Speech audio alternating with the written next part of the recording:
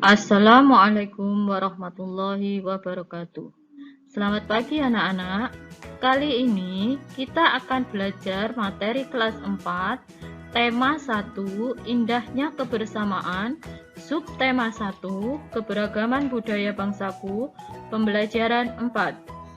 Sebelum belajar, marilah kita berdoa terlebih dahulu agar apa yang kita pelajari dapat bermanfaat. Berdoa dimulai. Berdoa selesai. Tujuan pembelajarannya adalah 1. Setelah melakukan pengamatan, siswa mampu memberikan contoh segi banyak beraturan dan segi banyak tidak beraturan.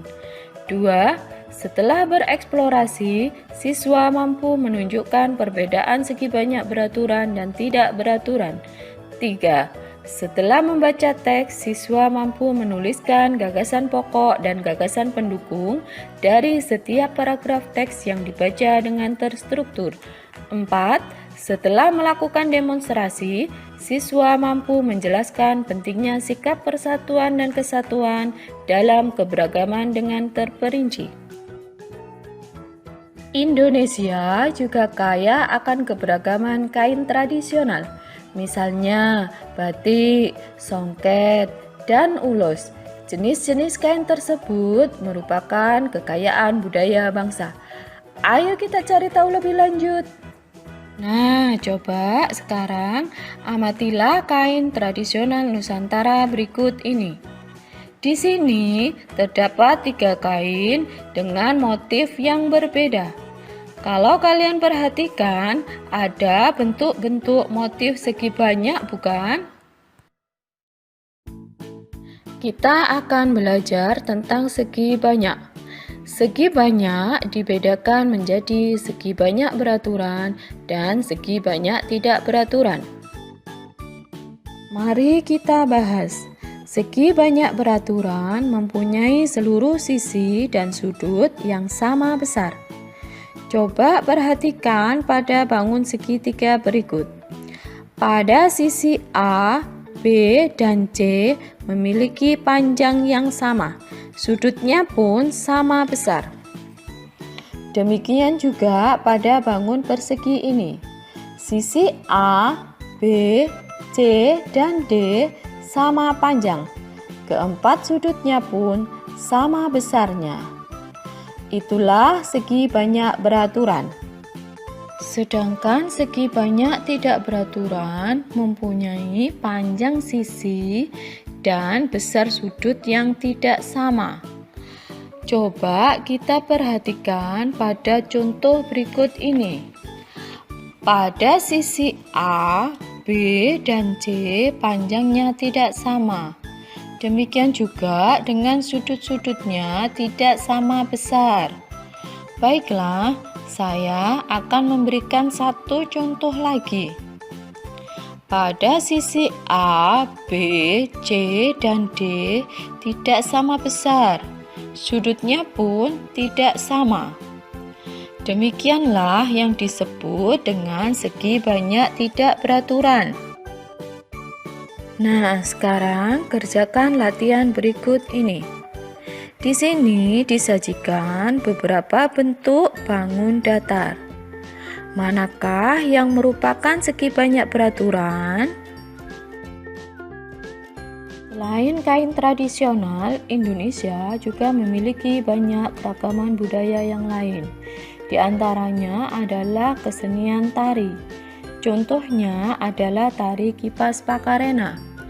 Tari Kipas Pakarena merupakan kesenian tari yang berasal dari Goa, Sulawesi Selatan. Tarian ini sudah menjadi tradisi di kalangan masyarakat Goa yang merupakan bekas kerajaan Goa. Kisahnya berawal dari perpisahan antara penghuni Boting Langi atau negeri Kayangan dan penghuni Lino atau bumi pada zaman dahulu. Konon, sebelum berpisah, penghuni Boting Langi sempat mengajarkan kepada penghuni Linu cara menjalani hidup, seperti bercocok tanam, beternak, dan berburu. Cerita ini diabadikan dalam gerakan tarian. Makna gerakan tarian dari Kipas Pakarena seperti gerakan berputar searah jarum jam melambangkan siklus hidup manusia.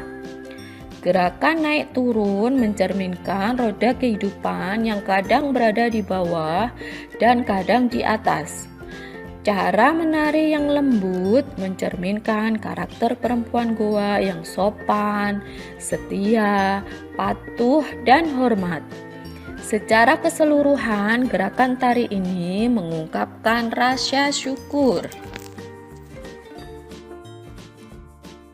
Pada bacaan tari Pakarena tadi terdiri dari 3 paragraf. Masih ingatkah kalian pada materi sebelumnya tentang gagasan pokok dan gagasan pendukung? Nah, coba dari setiap paragraf tadi carilah gagasan pokok dan pendukungnya. Kemudian isikan ke dalam bentuk seperti ini. Anak-anak, seperti yang telah kamu ketahui sebelumnya, kita hidup penuh dengan keberagaman. Di dalam keluarga, hampir setiap anggotanya berbeda. Di sekolah, kamu mempunyai teman-teman yang berbeda. Di masyarakat, kamu mempunyai tetangga yang berbeda-beda. Tahukah kamu, perbedaan yang ada di keluarga, sekolah, dan masyarakat akan menjadi indah apabila dilandasi oleh persatuan dan kesatuan. Apa sebenarnya makna persatuan dan kesatuan? Untuk menjawabnya, marilah kita lakukan berikut ini. Ambil sebuah sapu lidi, cabut sebatang lidi dari sapu tersebut. Gunakan sapu dan sebatang lidi tersebut untuk menyapu. Bandingkan hasilnya.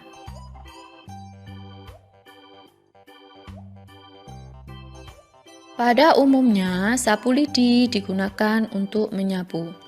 Bisakah sebatang lidi digunakan untuk menyapu? Tentu saja tidak.